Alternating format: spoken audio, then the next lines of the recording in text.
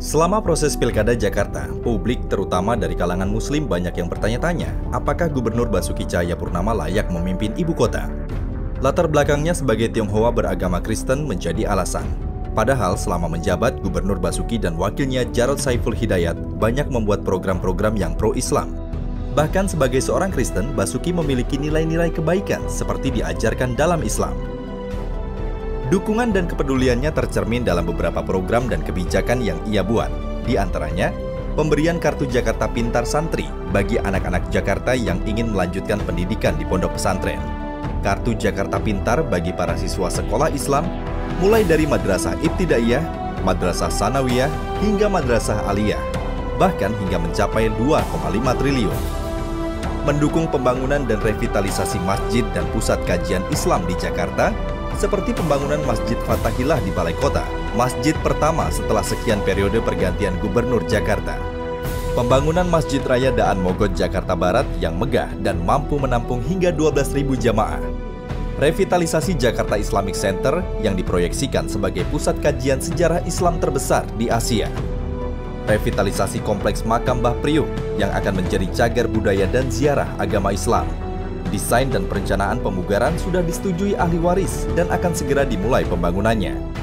Selanjutnya, Basuki juga tengah menyiapkan rencana revitalisasi Masjid Luar Batang yang didesain megah dengan alun-alun besar bagi para jamaah. Tak hanya membangun masjid-masjid besar, Basuki Jarod juga gencar membangun dan memugar masjid dan musola di sekitar pusat kegiatan warga, seperti kebijakan adanya musola di RPTRA dan masjid-masjid di Rusunawa. Untuk semua pembangunan rumah ibadah bagi umat Muslim, Basuki Jarod menyiapkan dana hingga 170 miliar. Pengembangan aktivitas masjid juga didukung dengan adanya bantuan bagi masjid, musola, dan majelis taklim. Tertuang dalam SK Gubernur Nomor 308 Tahun 2016 yang memungkinkan musola, masjid, dan majelis taklim untuk mendapat bantuan dana 15 hingga 100 juta rupiah. Keindahan dan kenyamanan masjid juga menjadi perhatian, salah satunya melalui pembuatan taman dan ruang terbuka hijau di area masjid. Apresiasi juga diberikan dengan memberikan kesempatan umroh bagi para penjaga masjid dan musola atau marbut, serta penjaga makam atau kuncen, serta gaji bulanan sesuai UMR DKI bagi para guru ngaji.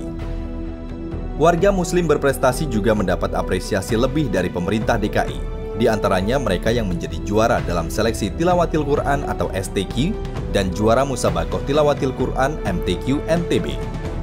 Selama Ramadan, Gubernur Basuki juga membuat kebijakan pulang lebih awal bagi para PNS agar bisa berbuka puasa bersama keluarga. Tak lupa sebelum Lebaran, ketika harga sembako meroket, Basuki membuat program diskon sembako bagi para pemegang KJP. Secara personal, setiap tahunnya, Basuki juga rutin memberi infak, sodakoh, zakat, dan kurban. Kepeduliannya juga ditunjukkan dengan pengawasan pada lembaga zakat, infak, dan sodakoh, basis DKI Jakarta, yang menyalurkan hingga 6 miliar rupiah di 2016.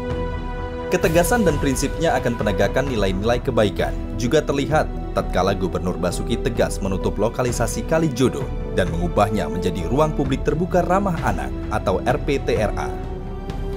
Meski bukan seorang Muslim, namun tindakan, program, dan arah kebijakan selama pemerintahannya menunjukkan bahwa Basuki dapat menjadi pemimpin yang baik bagi warga Muslim. Basuki menjamin hak beribadah kaum Muslim, bahkan mendukung pengembangan Islam, baik melalui pembangunan pusat kajian Islam dan beasiswa bagi anak-anak untuk melanjutkan belajar di pesantren. Basuki Jarod untuk umat.